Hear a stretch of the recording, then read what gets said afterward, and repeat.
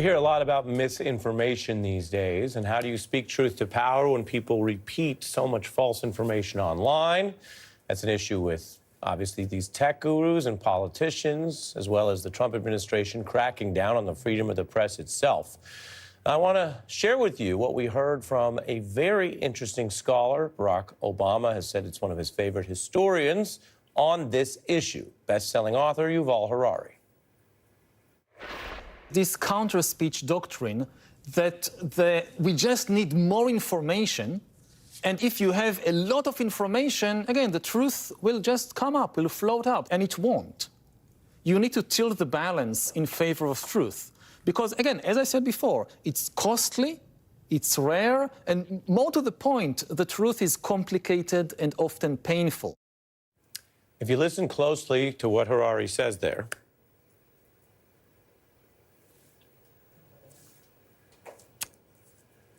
that's a very important point. It's not enough to have the lie and then we just, online or on even television, say the truth. We have to keep in mind that the larger system needs to value it. And economically online, that means not rewarding conspiracy theories. He's talking about something a lot deeper than just fact-checking. So I'll show you again, msnbc.com/summit is where you can find those interviews, including with Harari, and he can make that point in a lot more depth if you go check out our interviews there. That does it for us. Michael Steele is up next.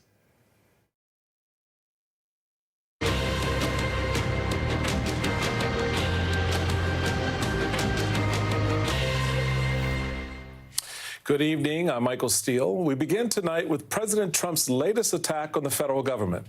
It's been exactly 2 months since Trump returned to the White House, and in that time, he's done all that he can to make our system of government collapse in on itself, firing thousands of federal employees and letting Elon Musk's Doge hollow out agencies like USAID and the Consumer Financial Protection Bureau. And today, Trump made good on a campaign promise fulfilling a longtime Republican priority, signing an executive order to dismantle the Federal Department of Education, which is already one of the smallest cabinet-level departments. Trump can't just unilaterally close it. That would require an act of Congress. But there are things the administration could do to stop the department from functioning. Residents, educators, teachers from across the country aren't taking the move lying down. They're hurting kids.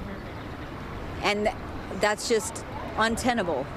We can't be hurting our kids. Basic education is enriches our communities, and it's hard to imagine a world without that. I think what we do today has national implications, and I hope that we come out and show a strong message that education matters, that teachers' voices matter, and that we are going to show up and stand up for kids.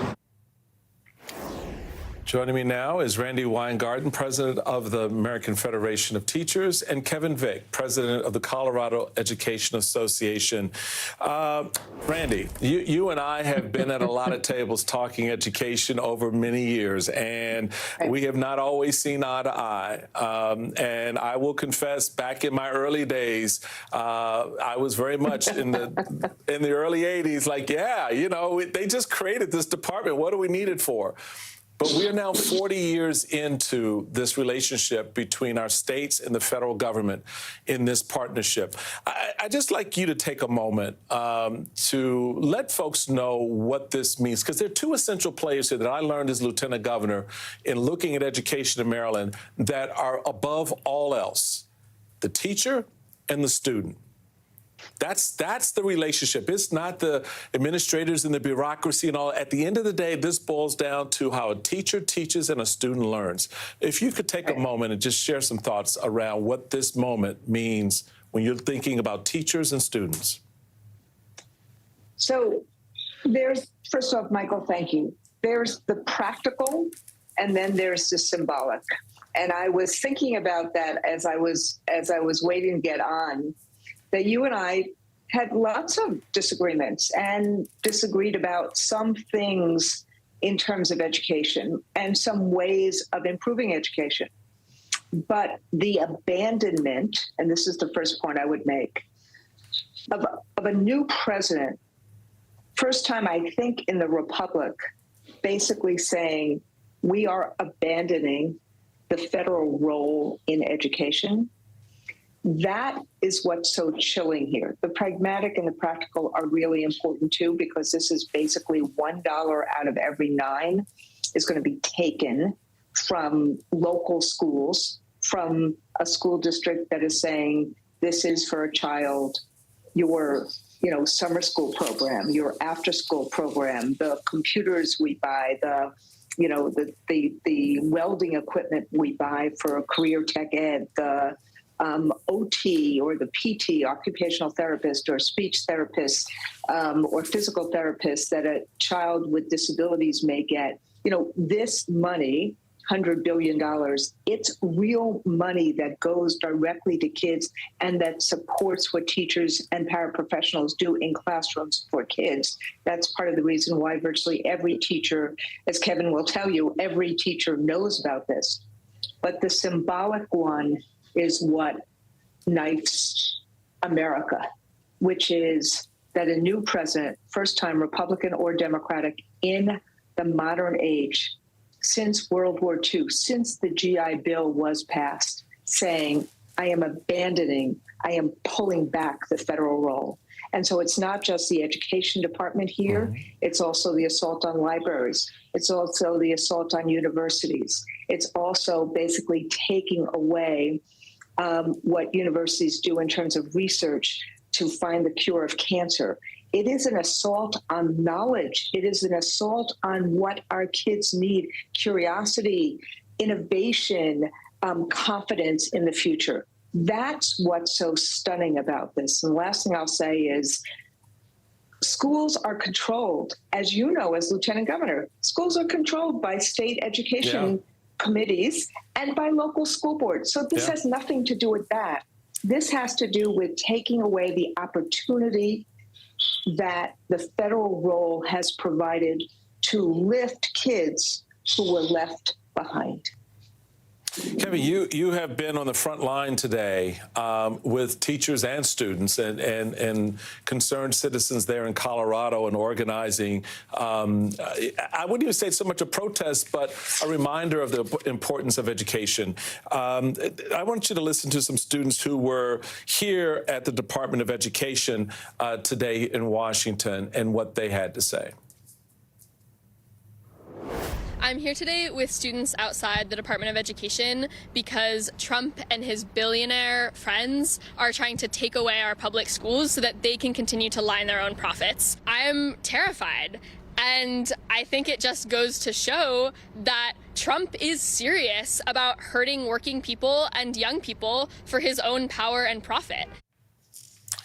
Kevin, talk about that aspect of what this young lady referenced, and that is the pain that will come from these, from what's happening now with the department and how that plays out for students K through 12 in colleges and universities around the country who are, right in that sweet spot in that relationship between the federal government, right, which is sort of the safety net support, providing programs that really help the poorest in communities, help those who are educationally disadvantaged to find a leg and support what the system, as Ms. Weingarten noted, that is being controlled by the states.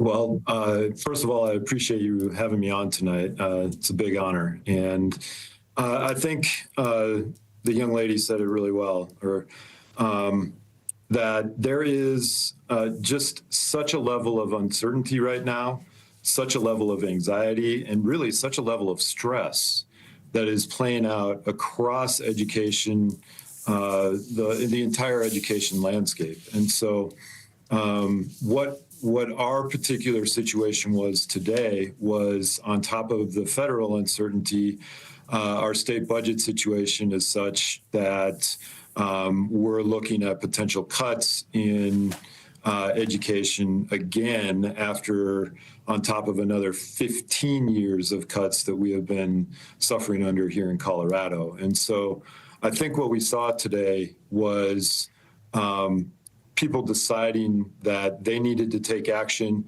they needed their voices heard, And we had a huge turnout today. I would estimate around 10,000 educators, students, community members, all coming together to say what's happening is not right, and we have to find a better way. You know, the Secretary of Education, I always thought it was somewhat ironic that she's sitting there doing this hearing for the job, knowing that she wouldn't have a job, that her whole role would be to put herself out of business, but more importantly, to have the negative impact on students. Let's listen to what Linda McMahon had to say with our own Garrett Hake this afternoon about all of this. Between this order and the cuts you've already made, are you kind of bumping up against the limits of what you can do without Congress at this point? No. We are looking at what other things we can transfer that might not need congressional approval at this point. And we're going through and looking at them to determine what they are. You know, the reality is they are trying, Randy, every which way they can to create the pincer around this one institution more so than many others, because it's been stuck in the Republicans' craw for so long. But there is another reality here that I think will also come home for them, and that is the impact that this could potentially have on red states. Pew Research shows that in reality, they rely the most on the federal aid for K through 12. When you're looking at Mississippi, 23%, South Dakota, 21%, Alaska, 20%, North Carolina, 20%. These are significant dollars and programs to support what they're doing in their states that I don't know if those governors have figured out where they're going to make that up from. So, look, you're totally right. And I want to say two things. One, the impact is being felt already for the 45 million people who have student loans out. Remember, the student loans, Michael, had been shifted to the federal government after the banks went under in 2008, 9, and 10. And that's part of the reason why the Department of Education got so big. And so basically, they have broken the student loan system. It's not online anymore. You can't apply for public service loan forgiveness. You can't apply for income-driven replacement. You can't apply. You can't change anything. It's broken, which is why we sued them a couple of days ago to put it back on. This is, firefighters, police officers, nurses, teachers, some people with like one more payment left. They don't know what to do. So when Linda McMahon says, well, we can do more cuts, they've broken it already for so many people. And the second piece is they'll break it for the red states. And they'll break it for, like, take Mississippi, that's done such a good job in really using these federal dollars to get its literacy up. How is it going to replace 20% of the education dollar? Or are they even thinking it is going to replace it? Because it's either going for tax cuts for Elon, or it's going for block grants for vouchers, which people don't actually need, because most people who are using vouchers these days already go to private schools. So we're basically robbing Peter to pay Elon here. And what I fear, and I bet Kevin is thinking the same thing, once the cuts are made, kids don't go through, we went through this during COVID. Kids don't go through kindergarten more than once. They don't go through first grade more than once. If you start cutting what we have in terms of elementary schools right now or high schools right now, how are we going to get it back? We have a loneliness crisis.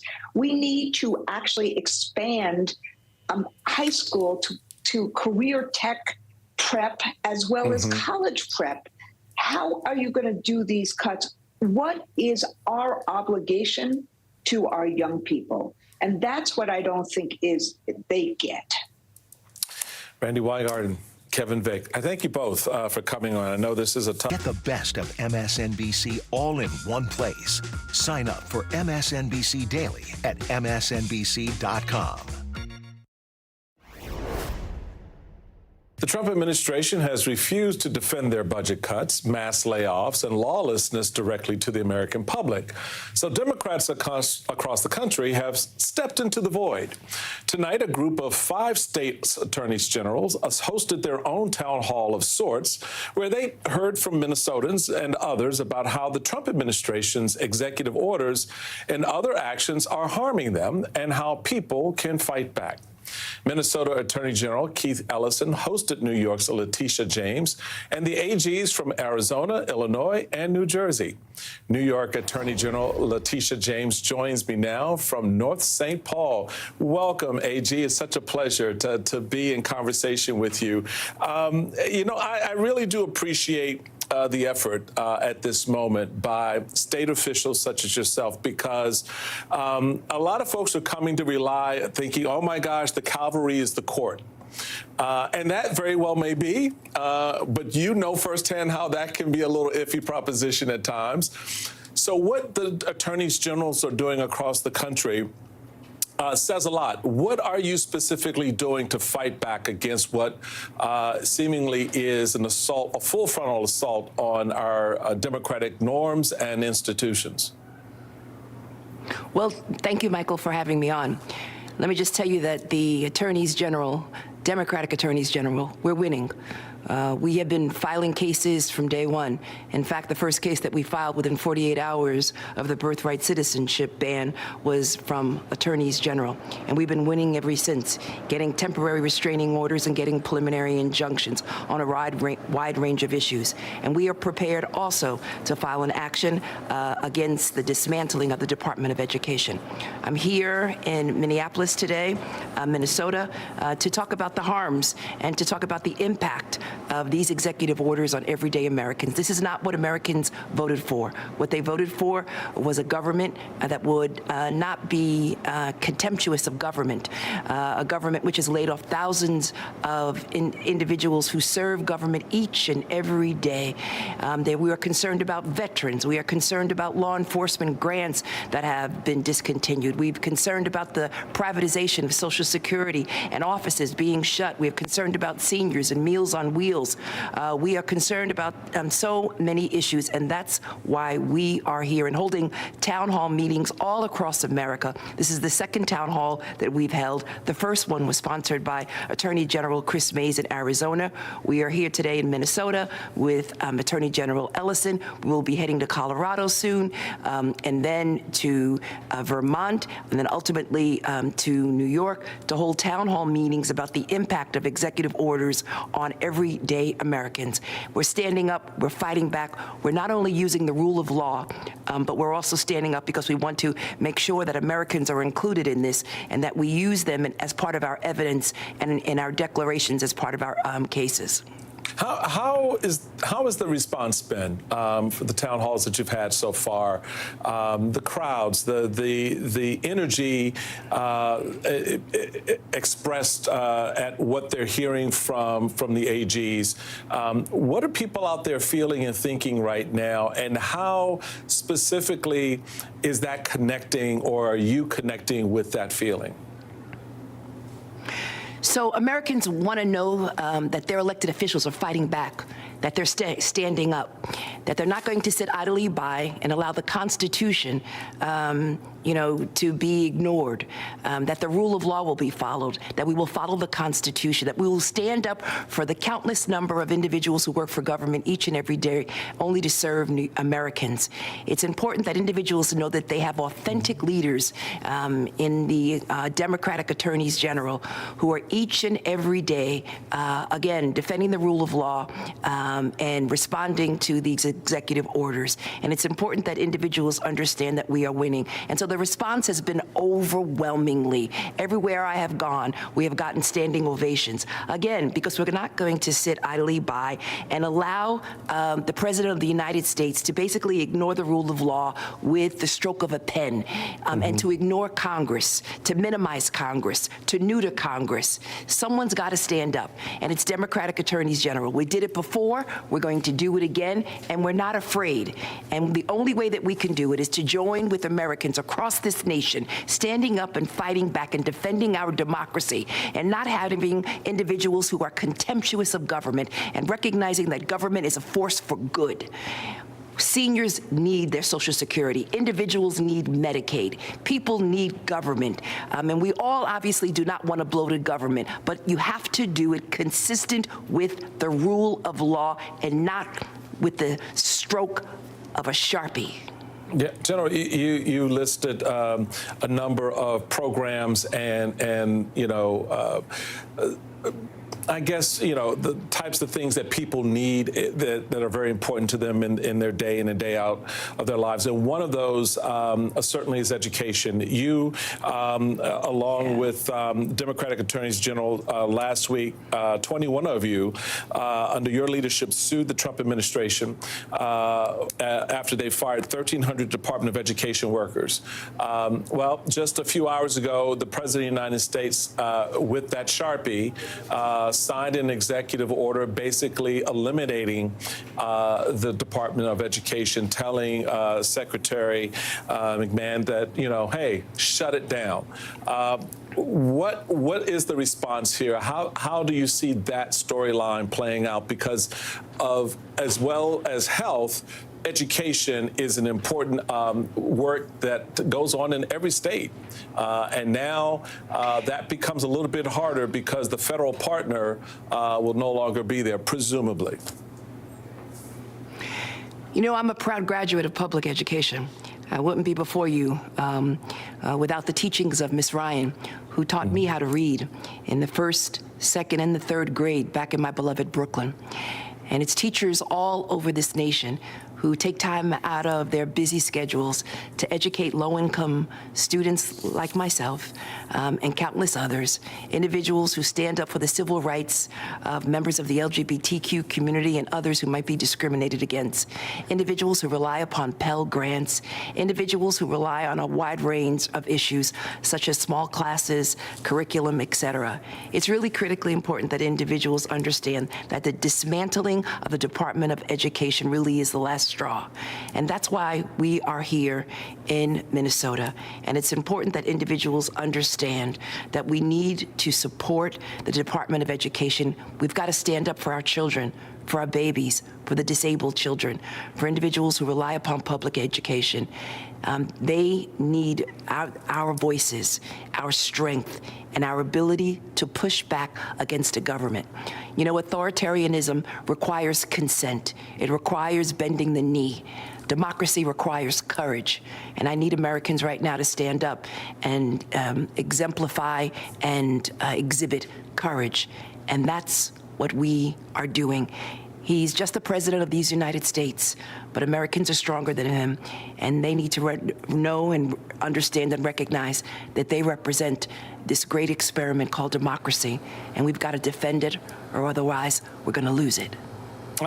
General, I really appreciate your clarion call there to the American people, because I think that that's a piece of this that is going to be very, very important over the next weeks and months as more of this dismantling takes place. It will be on that front line where you are every day with citizens in the work you do in New York, and now joining forces with other AGs and other elected officials to make sure the American people are front and center in this conversation. That's it. It's all about the American people. Yes, hearing their stories, talking about impact, and joining again in defending this beautiful multicultural country and democracy that we all need to fight for. We need to fight for our freedoms. We need to fight for our liberty. We need to fight for the rule of law and our democracy. And we need to fight for due process. And although individuals may disagree with me from time to time on a number of issues, I think all of us need to move in one direction, and that is defending this experiment and defending multiculturalism and this beautiful, diverse country known as America. And I'm prepared to fight for it each and every day with this fire in my belly. All right. New York Attorney General Letitia James, thank you so much for being with us.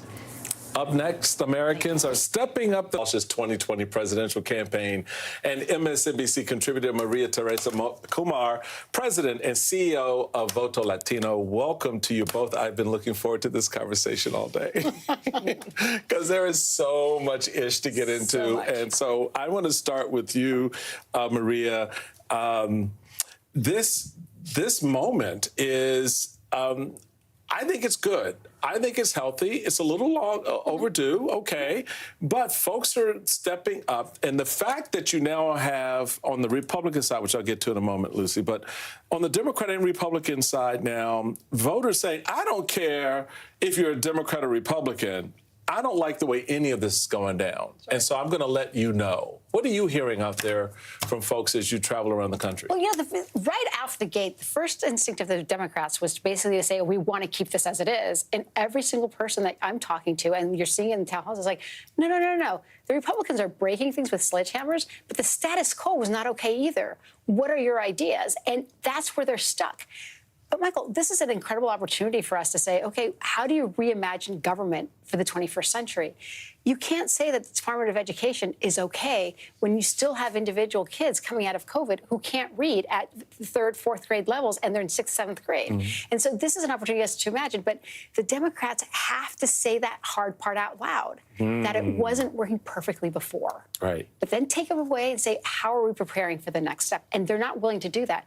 And, give granted to, Senator Bernie Sanders, Uncle Bernie, he's saying the quiet part out loud. And for so long, I will tell you, when I saw the extremism on the Republican side, I always half assumed that it was going to be the Republican Party that was going to fracture. But more and more what we're seeing, and even our data is showing, in a place like Arizona, Donald Trump won some of the Latino vote, but the Democrats lost it because close to 7% of the Latinos who voted in 2020 didn't show up. Ditto in all these other places. Yeah. So what the American people are saying is, like, neither party's working for us. Is there a party time to go to something in the middle? And I think that is where the parties have to coalesce, because this is not tenable. Lucy, Maria talks about this opportunity as one where we can reimagine government in the 21st century. That assumes that there's a government there. Yes, that we have elections. Too soon, guys. Come on. Right? Because we still got to do an election in 28, yes, which may be a little suspect. And 26, particularly given what Steve Bannon's been saying. But this idea that citizens are actually in the game now, in a way, and I think there's going to be more. I think there's going to be greater participation because summer's coming and it'll feel like winter. I think for a lot of folks, reminds me of the summer of 2010, but we can talk about that. I thought that too. Get on Chairman Steele's bus, guys. Get on the bus. Get on the bus, y'all. Get on the bus. No. Maria's like, no. We do not need to go back there. No bus. But it is interesting to listen to the leadership tell Republican members, you know what, y'all, don't bother doing town hall meetings. Representative Andy Biggs, it was his great headline, central headline on Andy Biggs. He wants to hear from you only if you're a Republican. Yes. And, Representative Biggs, along with Senate President Warren Peterson and Maricopa County Sheriff Jerry Sheridan, met with voters. They did, but they had a little requirement there. You could only come and be in the room if you were a Republican. What does that tell you? Can you imagine? I mean, it tells you that they know that what they're doing is unpopular. I think some of their greatest helpers in facilitating this unpopularity have been, at times, the unfortunately even more unpopular Democratic counterparts. And to your point, as you were saying that, I was thinking about the fact that in the last 8 years, we had this attitude of, oh my gosh, it's all hands on deck. We are in a crisis of our democracy, which we still are, even more so, and were. But it was like, so we're not going to talk about policy. It's like a pause on policy. So we can't talk about those things because we have to stop this bleeding over here. And it turns out that when you do that, that's really condescending to voters and regular Americans whose lives continue to go on. And by the way, when you treat them like they're a monolith and their only job is to be part of the Democratic turnout machine, that doesn't work. But the thing that's especially disturbing about the town hall piece, I think, is that even people who are supposed Republican moderates, moderate Republicans in purple districts, I'll give you an example. Brian Fitzpatrick, shiny trophy show horse of groups like No Labels. He is out there saying that he's not sure he's going to hold town halls in his purple district because the people who turn out for those efforts are sometimes people who have been activated by dark money groups, which who cares if they're on individuals' email list? What you are saying is that the real humans who live in your district, who live in your state and congressional district, that they don't matter, that their opinions don't matter. And you have to call that out. Yeah, you don't even have an appetite to want to win them over. No, that's what's wild. Checking your party reg at the door. I mean, you both make an excellent point there, because the reality of public service is service, making yourself available. Look, I can tell you, I've been in some town hall meetings when I was running for office, when I was lieutenant governor, and certainly as national chairman, and you got to stand there. My first meeting with the Tea Party didn't go so well, okay? They cussed my behind out. They were mad, right? So you've got to learn from those moments, and the fact that they have not or don't want to says a lot. Yes. But here's the one for me, Maria, Chuck Schumer.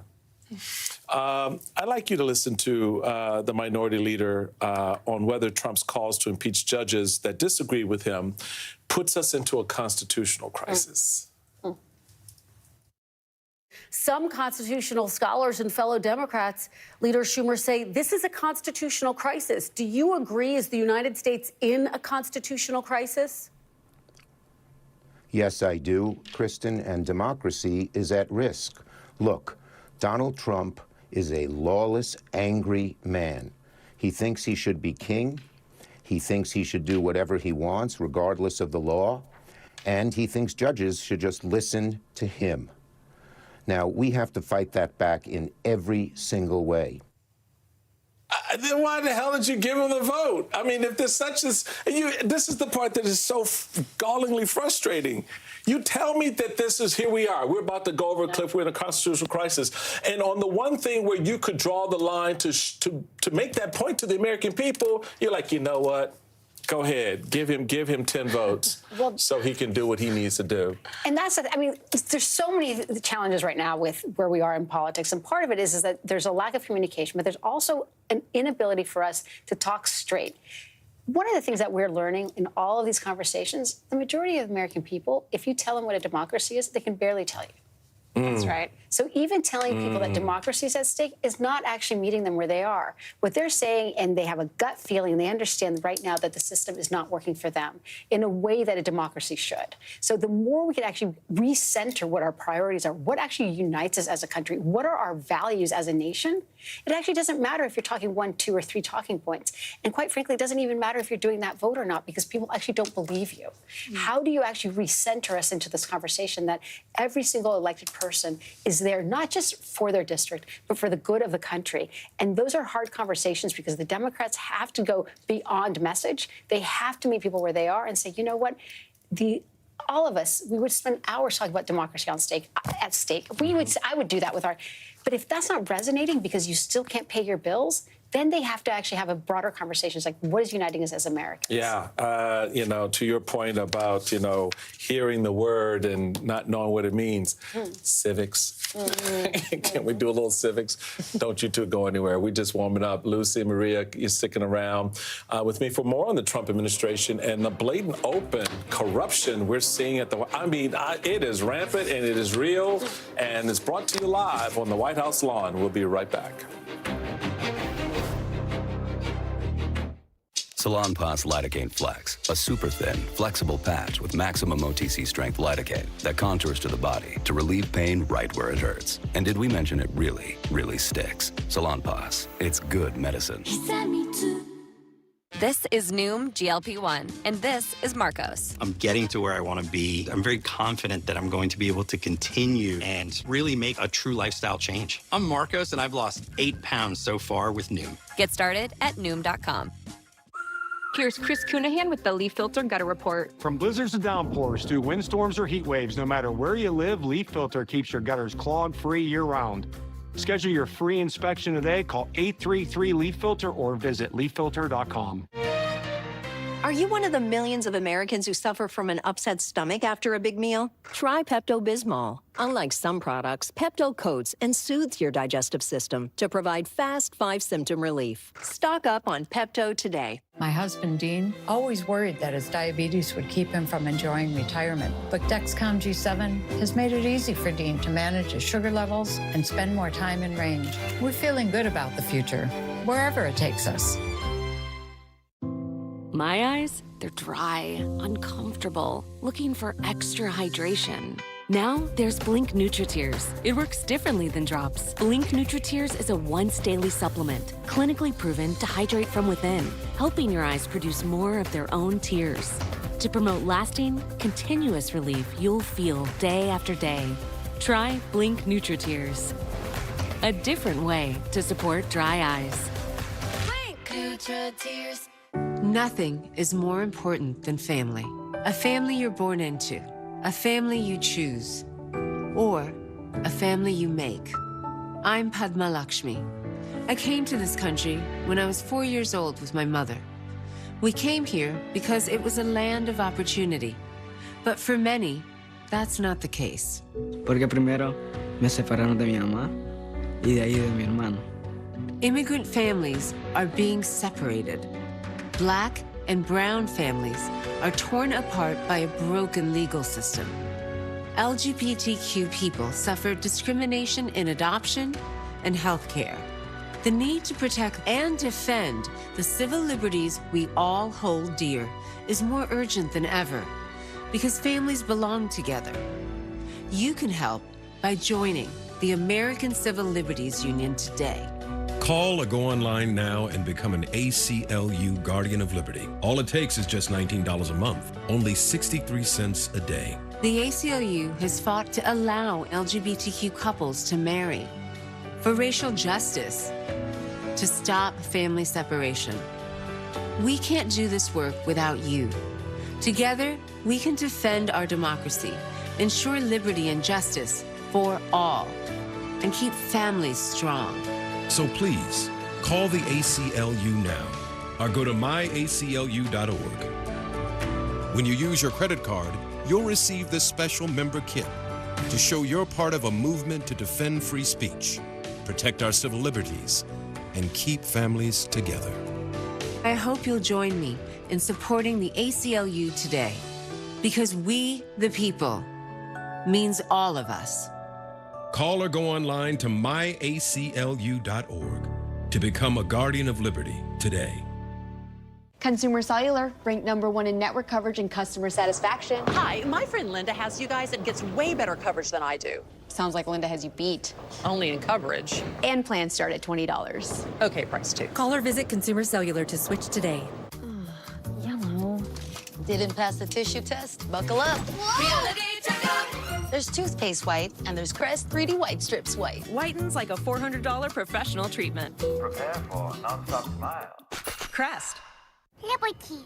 Liberty Mutual is all she talks about since we saved hundreds by bundling our home and auto insurance. Liberty. It's pronounced Bibberty. Liberty. Bibberty. Liberty. Nice try, kid. Only pay for what you need. Liberty, liberty, liberty. Liberty. If you thought this administration couldn't get any more openly corrupt than President Trump essentially hosting an infomercial for the car company owned by his unelected co-president on the White House South Lawn, well, think again. Last night, Commerce Secretary Howard Lutnick took it one step further, urging Fox News viewers to buy that company's stock. Buy Tesla. It's unbelievable that this guy's stock is this cheap. It'll never be this cheap again. When people understand the things he's building, the robots he's building, the technology he's building, people are going to be dreaming of today and Jesse Waters and thinking, gosh, I should have bought Elon Musk's stock. Yeah. But the Tesla fixation doesn't end there, folks. Oh, no. They always want to do one better. Today, Attorney General Pam Bondi announced federal charges against 3 people who allegedly used Molotov cocktails to set Tesla cars and charging stations on fire, saying, quote, the days of committing crimes without consequences have ended.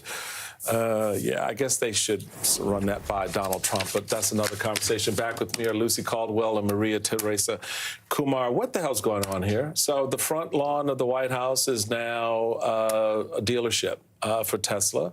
I still can't help but think, Maria, that there was this conversation where it went something like, hey, Elon, if you put like $250 million in my campaign, I'll help make you the first trillionaire in the world. And, you know, maybe some point we can bring your car around the White House and we can sit in it for a while. I mean, you know, it all feels like you need a shower after. It's so unseemly. And part of it is because we've never seen any of this in American politics before. We've never seen this at the White House. If anything, everything that we're seeing right now is actually beneath the institution.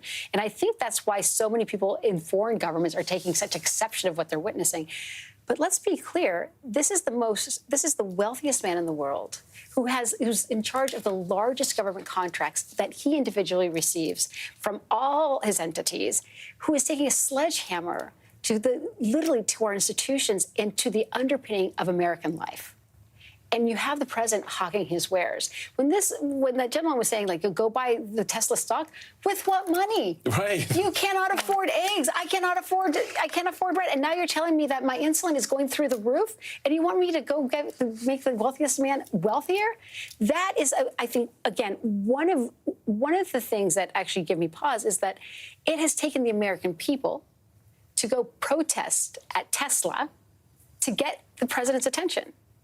And perhaps it's not that town halls. Maybe that's where one goes in a peaceful way. Right. In a way that you're not vandalizing. Right. In a way that you say this is actually a form of protest. Because protest, as you know, Michael, has always been part of the checks and balances of power, and one of the underpinnings of actually translating that into votes and to actually move our officials to do what we're doing. That is where the Democrats last time got their courage to actually pass the ACA, was when people started protesting. And so perhaps this is where we identify what are those levers of power. Well, I think to that point, Lucy, the Pam Bondi piece is very disturbing to me.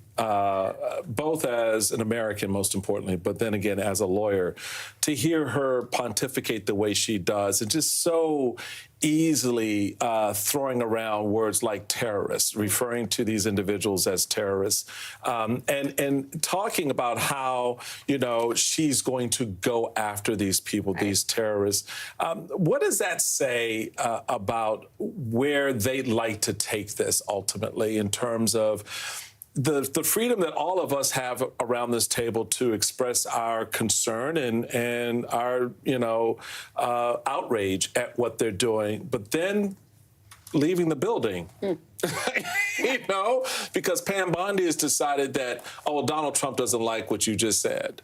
Sure. I mean, I think that what we're seeing is something that is systematic and vast across many different fora, both online and offline. So Pam Bondi is talking about increasing penalties, charging people who are committing arson, which is completely unacceptable to commit violent crime, and that is an unacceptable crime. Let's be clear about that, with charges that go way beyond that kind of thing. But Elon Musk, we haven't even talked about the fact that he controls one of the most influential social media platforms. So when people try to go to a forum to discuss this, I mean, Rick Wilson, who's a prominent never-Trumper, familiar to a lot of people, he is currently banned from Twitter, and he has a multi-million person following. We're seeing that Elon Musk's supposed free speech absolutism is not so absolute if it threatens the popularity of his brand. I do think that we have to keep talking about these things and talk about them loudly, but also be very aware of the traps that people like Pam Bondi are trying to set for us. Pam Bondi wants to have a fight where we start to say, those people aren't terrorists. Like, that's an act of civil disobedience. Arson is not an act of civil disobedience. That is a violent crime. Is it appropriate to increase penalties? No, it's not. It is out of line, as you say. You see that as a lawyer. But do not be lured into the trap, I say, of defending criminals. That is, they are behaving unacceptably, but also be clear about the fight we're in and that the terms they are trying to establish here. And that's the trap with the Venezuelans, Maria, right? Yes. What was the first thing out of the gate when people were like, no, the judge said turn around so you're defending terrorists? You don't want us to keep bad people out of our country? Right. And that is the traps are the ones because, look, the American people voted that they wanted a safer country, that they didn't want violent crime, and that it was hung at the feet of immigrants. We could argue whether that's fair or not, but what we are learning from the people that were on that plane to El Salvador disproportionately didn't have any crimes. And so how do you actually have a conversation with the American people to recognize that slowly what he's doing is literally eradicating our values? He's going after us under the sense that we are fearful so that we actually hand over our rights without putting up a fight. And so that is where I think one of the conundrums, quite frankly, that even a lot of the immigrant rights groups have right now is like, how do you have this conversation of they start with someone that they claim without proof that they've committed crimes. But then in that dragnet, you have American citizens, you have veterans, you have Puerto Ricans, you have people who have an accent, you have American citizens who were born in Chicago that didn't have their passport. Right, so this is an erosion of our rights, and everybody should be on alert. You just nailed so many aspects of this that I think folks just don't really kind of lean into.